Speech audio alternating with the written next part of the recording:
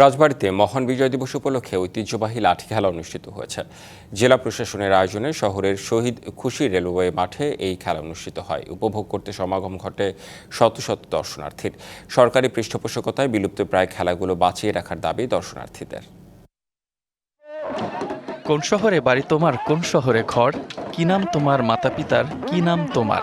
প্রতিপক্ষ দলের লাঠিয়াল বাহিনীকে এভাবেই সম্বোধন করছিলেন রাজবাড়ীর বিখ্যাত লাঠিয়াল কারি শাহাবুদ্দিন।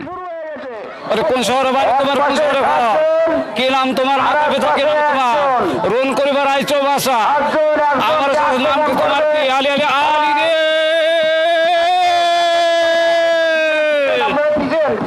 বাদ্যযন্ত্রের তালে তালে বিকেলে শহীদ খুশি রেলওয়ে মাঠে শুরু হয় গ্রাম বাংলার প্রাচীন ঐতিহ্যবাহী লাঠি খেলা।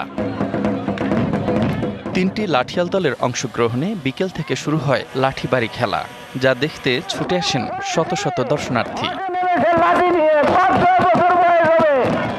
দীর্ঘদিন পর এমন আয়োজনে খুশি তারা। আমার ভাইরা খেলতেছে, লাঠিটা অনেক পুরাতন খেলা, আমার আব্বাও খেলছে, আমরাও খেলা ধরে রাখছি।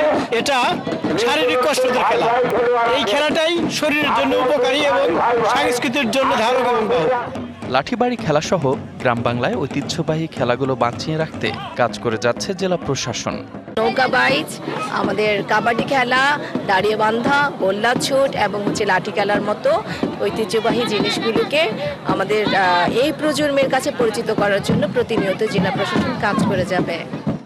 গ্রামীণ জনপদের বিলুপ্ত প্রায় খেলাগুলো টিকিয়ে রাখতে উদ্যোগ নেবে প্রশাসন, এমন আশা খেলাপ্রেমী ও দর্শনার্থীদের। DBC news desk.